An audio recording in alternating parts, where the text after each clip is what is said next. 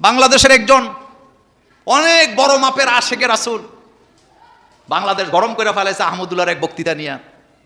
কিন্তু আজকে ৩-৪ দিন যাবত, গত একটা সপ্তাহ যাবত রাসূল কারীম সাল্লাল্লাহু আলাইহি ওয়াসাল্লামের ইজ্জতের উপরে আঘাত করে একজন পুলিশের লোক, তিনি তার ফেসবুকের মধ্যে অহরহ লিখে গেছেন, ওইটা নিয়ে বাংলাদেশের প্রথম শ্রেণীর আলেম ওলামারা প্রতিবাদের ঝড় তুলেছেন, কিন্তু ওই আশেকে রাসূলের কোনো বক্তব্য খুঁজে পাওয়া যায় নাই।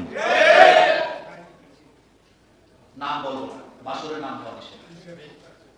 তাহলে বোঝা গেছে কি আসল জায়গায় নাই। গত একটা সপ্তাহ যাবত বাংলাদেশের সকল আলেমরা যারা প্রতিবাদী কণ্ঠ, প্রতিবাদী লেখক, অহরহ লিখে গেছে, তারা প্রতিবাদ আমাদের জায়গা থেকে আমরা করে গেছি যতটুকু শক্তি আমাদের আছে, এবং তাকে আমরা আল্লাহর রহমতে গায়েল করতে সক্ষম হয়েছি। কিন্তু যারা নিজেদেরকে আশেকে রাসূল বলে দাবি করে, যারা